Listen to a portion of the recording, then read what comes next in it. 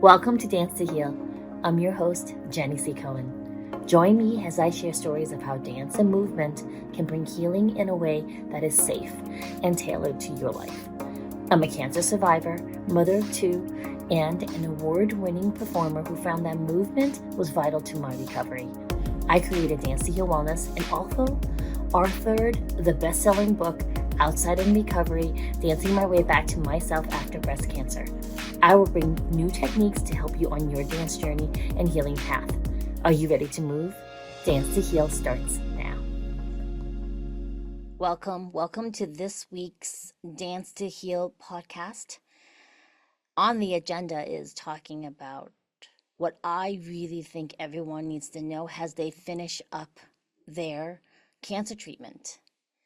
Here's the thing. You're never really quite done with it, okay? Really. And there are things that I wish I had been told when I was done or nearing the end of my treatment. So to refresh, what did my cancer treatment for my breast cancer entail? I was seen by oncologists located in New Jersey at the time. It was a New Jersey branch of Memorial Sloan. Back in 2014, they had launched a short while ago a protocol where they did chemotherapy first for my type of breast cancer, which was triple positive. And what they also did, my chemotherapy started end of July, 16 cycles. And in October, they began another type of infusion through my port. If you're looking at the YouTube, I'm showing you the scar where my port was. They inserted something under my skin so that they didn't have to start an IV line in my arms, because none of those spots were allowing the setup of an IV after session 3, I think. So they did the port, and through there they started these infusions. They called them infusions. It was really interesting because even when they did the infusions after the chemo was done, that went on for a year. I started those October and they finished October of 2015. Every 3 weeks I had these infusions for my type of cancer. They said it wasn't chemo. However, the nurses still gowned up exactly the same way. All right? They still gowned up the same way as when they gave me my chemo. And you're like, what do you mean? What did they do? If they were just setting up a regular liquid IV where they were putting in the anti-nausea medication, they just wore their regular nursing clothes. When they were starting the chemotherapy, before they went to pick up the medication from the pharmacy place or it was dropped off, they would come towards me with already an additional few gowns on and a face mask, and they would, I think at the time, they would triple glove their hands in case they punctured themselves by accident. And they did the same type of gowning up procedure when they did the infusions. Either way, that was my treatment. And when that was all done, I was already medically induced menopause. So my period did not come the entire time for that treatment. And when you go into menopause, that means that your body is not going through the regular cycles. All right. On top of that, they put me on tamoxifen, which is just another way of regulating something else that I was positively causing my cancer. Right. And the bottom line is that it messes with your hormones. And hormones, they're now directly correlating to health of your brain, your organs, your bones. If you did not have any history of anything like osteoporosis or even urinary tract infections, those are actually things you are now prone to. Let me explain without getting technical, because technically you can look these up and also question your doctors, right? For me, because, and this is real talk moment, folks. This is really important that no one talks about, and it's important. When I was going into menopause, that meant that my body wasn't going through regular cycles. And while I really appreciated not using or having the need of monthly period supplies, I didn't realize that ultimately it was going to affect the health of my body, for lack of better words, my hoo-ha. Yeah? So undergoing changes when you're going through menopause, which can lead to a propensity towards urinary tract infections. Urinary tract infections, when you first catch them, they're pretty benign. However, to have them a lot or not to realize you're having them can lead to health complications. No one told me that, right? I was rear-ended in a car accident. And because I had osteoporosis, which is decreased bone density in my back and neck from having been in early menopause, I ended up with whiplash and an SI injury that if I had not undergone the chemotherapy and that had decimated the integrity of my body, I would have, the doctors were saying that it was greatly affected by that. So I couldn't bounce back and I had to go through more complicated therapies to help with that. So I'm really explaining to you that it does affect everything. I ended up with neuropathies in my hands and feet, which means basically, so real talk, right? You're undergoing, especially if you've gone through chemotherapy. Chemo, they haven't figured out a way to just target the cancer. It goes throughout your body. Sometimes it will go into um, your extremities in such a way you have nerve damage. So I'm holding up a mug now. I would think I was holding a mug and not hold tight enough. It would slip through my hands. I broke many a favorite mug in this way. If you're if you have neuropathies in your feet, it would feel as if even after the chemo was done and I was going through radiation, even then, either my feet below the knees and sometimes above the knees would feel wooden. The swelling would increase more if I got tired quicker than it was before. And numbness. It felt as if I had 6 pairs of woolen socks all wrinkled at the same time on. That's how uncomfortable it can feel. What does that mean? When you're walking down the street, if you don't have integrity or awareness of your legs, you're more prone to slipping and falling. There were often times I went to this amazing dance teacher event and I wasn't paying attention and I stepped on a shoelace that had come undone and I fell really badly because I couldn't catch my my balance quick enough. That's another thing that I have noticed too, even now. Now I will say that my oncologists were saying this damage is irreparable. And I would still say, no, I feel it coming back. And in real truth, some of it does become a compensatory way of dealing with the decreased sensation. And some of it does come back, I think.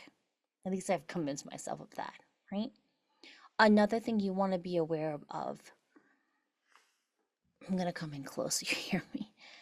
You've got to build and rest. You have to build and rest. You have to. Your body is recovering and intuitively healing itself. It is trying to replenish all the drained surpluses that you had to use in your fight against the cancer during your treatment. Right? Your body is reeling from it. Are you resting? If anyone tells you you can't rest, I give you permission right now to tell them to go take a hike. Real talk. How you see me now, I'm gonna take my hair down with all this hair, right? This is because I've been taking care of myself and building up my energy levels so that my hair can look like this. My skin can look like this. There's a filter on right now on my Zoom. However, and I have some light makeup on, right? I had to focus though on my health and replenishment. My platform is the outside in, meaning even something as simple as putting in therapeutic massages. Be really careful. If you've had any type of lymph node dissection in your armpits, you need to work with someone that's not going to yank and pull on that arm, because you might have a when I was first recovering that first year, I would go to unqualified massage therapists that would hurt me, and then this arm would swell up. You have to be aware of that.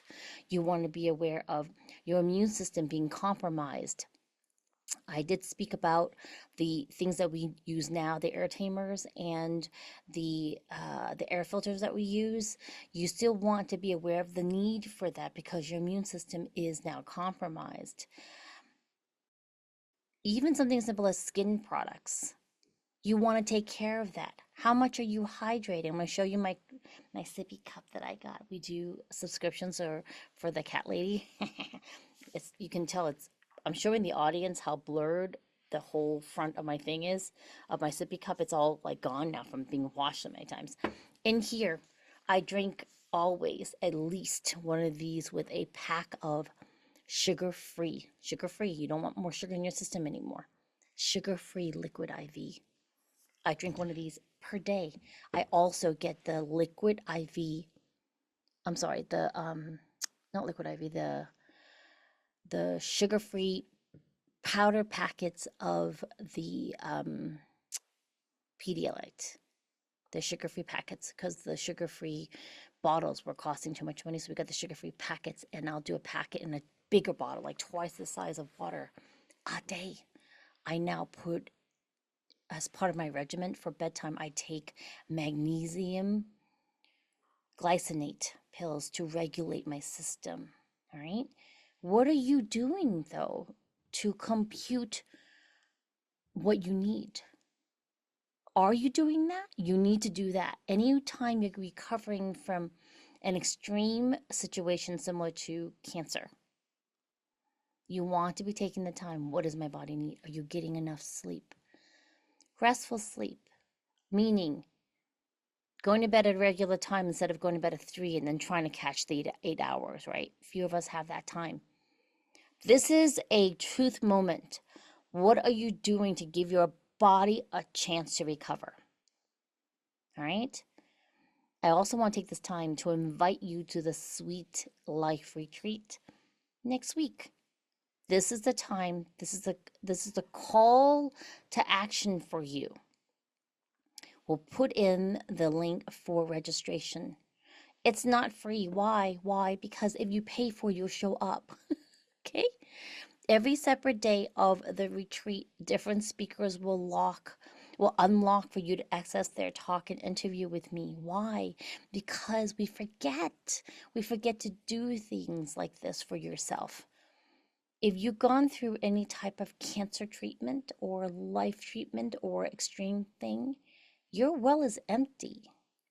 Not only is your well empty, your essence is empty. There's cracks at the bottom of that well. What are you doing to shore up the well before you fill it? Right? There are these cool memes now about how like you're filled with dirty water and like every generation you clean it out. And listen, there's not even any water. Your container has holes in it. What are you doing to shore up that container before you replenish yourself? Sweet Life Retreat is to help you do that. We're going to look at all these different areas of life, use of community, faith, people that I intimately have either worked with, people I look up to, ways for you to start looking at your life for your sweet life. What are you doing for your sweet life? All right. I think you get the gist of it. Outside in, take care of your whole body. Outside in, and then what are you doing now to relook at your life, because you have a second chance. Okay, I wrote a book. I'm going to show you the book cover right here. Outside in Recovery. Look, that's me. My very first photo shoot. Okay, dancing my way back to myself after breast cancer. Outside in Recovery. The book talks about different things that you need to be looking at. We all went through a big T, folks. We went through the pandemic. I invite you to come back to your body. This course is going to launch with this book soon. You can just get the book. It's fine. Get the book and start reading it. Reach out to me if you have any questions about that. All right. It's been so wonderful. Thank you so much for coming here. We'll see you next time. Thanks for listening to Dance to Heal with Jenny C. Cohen. Come back next time to hear stories of recovery through movement and learn more ways that you can move your body. To work with me and continue your journey, visit OutsideInRecovery.com. Are you ready to move?